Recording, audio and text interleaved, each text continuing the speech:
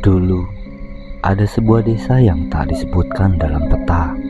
Letaknya tersembunyi di balik bukit berkabut dan hutan yang selalu basah, meski langit tak pernah hujan. Di sanalah suara itu pertama kali terdengar. Bukan suara manusia, bukan pula nyanyian, tapi ratapan. Ratapan seorang sinden yang telah mati, tapi tak pernah diam. Orang-orang tua di desa itu menyebutnya sinden mati. Kebanyakan dari mereka tidak ingin membahasnya. Mereka akan menyuruhmu diam, menutup telinga, dan membaca doa jika kau menyebut namanya. Tapi bagi mereka yang pernah mendengarnya, dan bagi mereka yang masih hidup, suara itu tak bisa dilupakan. Konon, suara itu tak punya lirik, tak punya nada pasti, tapi ia memanggil, pelan, lirih, mengalir seperti angin yang menyelinap masuk ke dalam rumah, walau semua jendela telah ditutup.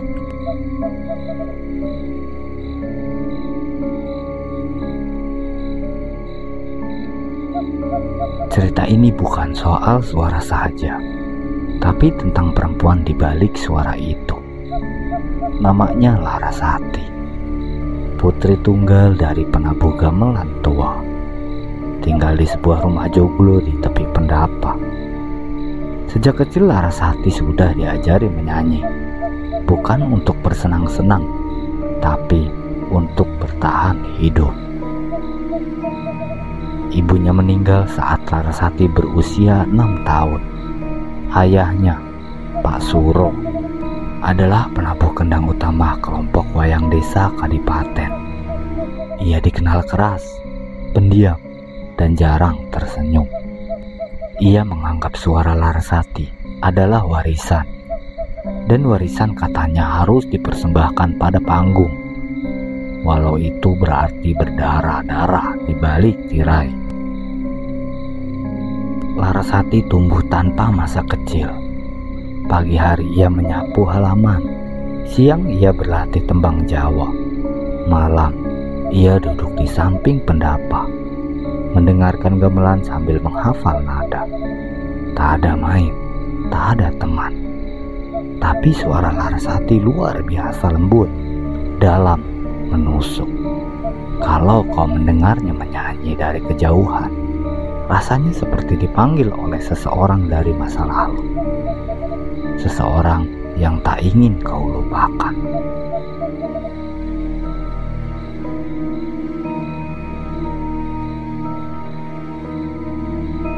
Tahun demi tahun berlalu, Larasati menjadi sinden utama di usia 18 tahun. Namun tubuhnya mulai lemah.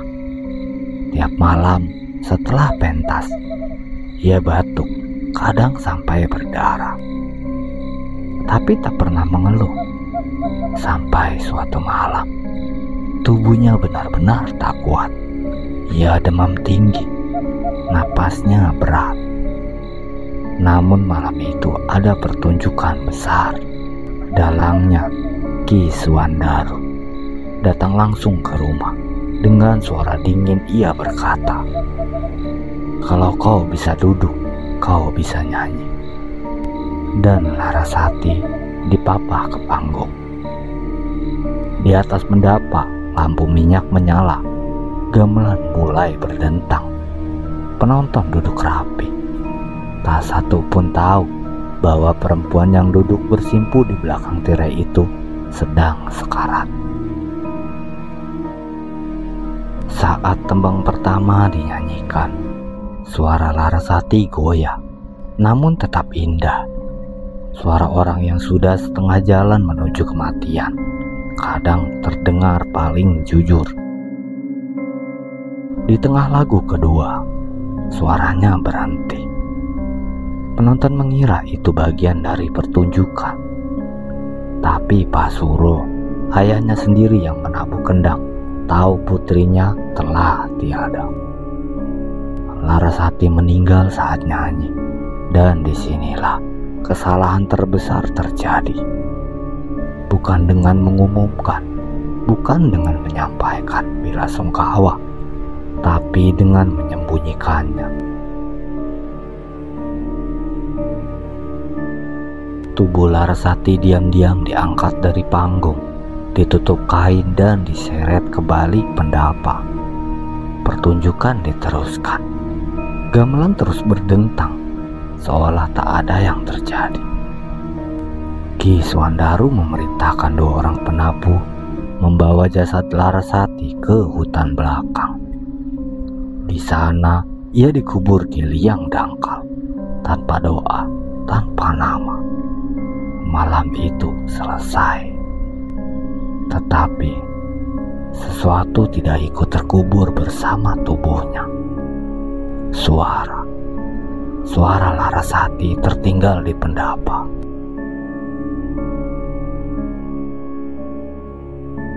2 minggu setelah kematiannya, gamelan dimainkan kembali. Namun saat malam turun dan penabuh mulai memainkan intro lagu, tiba-tiba suara sinden terdengar. Padahal tak ada yang duduk di belakang tirai. Suara itu pelan. Laki-laki yang duduk di barisan depan menoleh ke kiri dan ke kanan. "Siapa yang nyanyi?" bisiknya. Yang lain mulai panik. Suara itu semakin kuat. Tidak ada lirik, tidak ada wajah, hanya nada dan rasa takut yang menggigil di tulang. Para penabuh berhenti, tapi suara itu tidak ikut berhenti, justru makin keras. Gamelan mulai bergetar, kayu-kayu tua pendapa berderit, lampu minyak padam. Angin berhembus seperti tangan-tangan dingin yang meraba leher para pemain. Dan di atas panggung, seseorang berdiri, berkebaya merah, rambut panjang terurai, mulutnya sobek dari pipi ke pipi.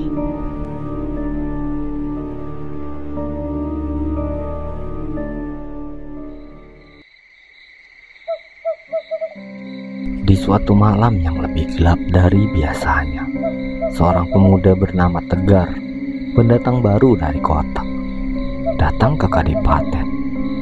Ia seorang peneliti budaya tertarik pada kesenian Jawa dan kisah-kisah mistis. Ia menyewa rumah di tepi desa, dekat pendapat tempat Larasati biasa tampil. Warga memperingatkannya, tapi Tegar malah membawa perekam suara dan duduk semalaman di pendapa.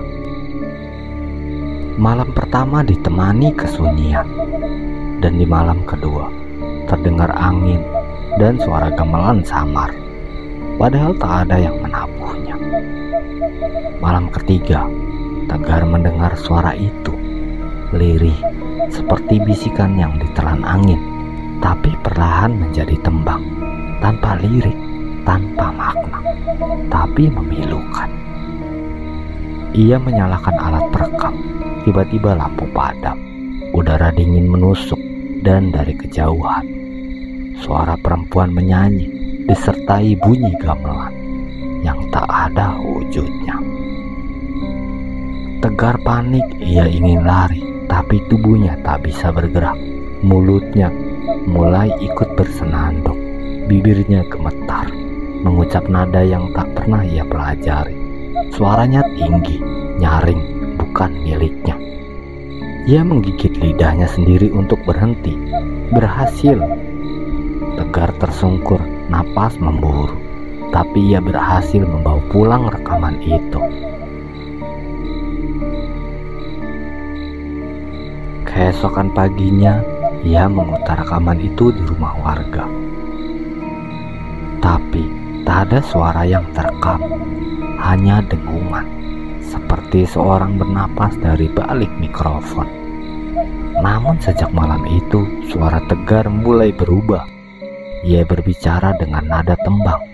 Ia membaca, berdoa, bahkan tertawa, semuanya dalam nada sinden.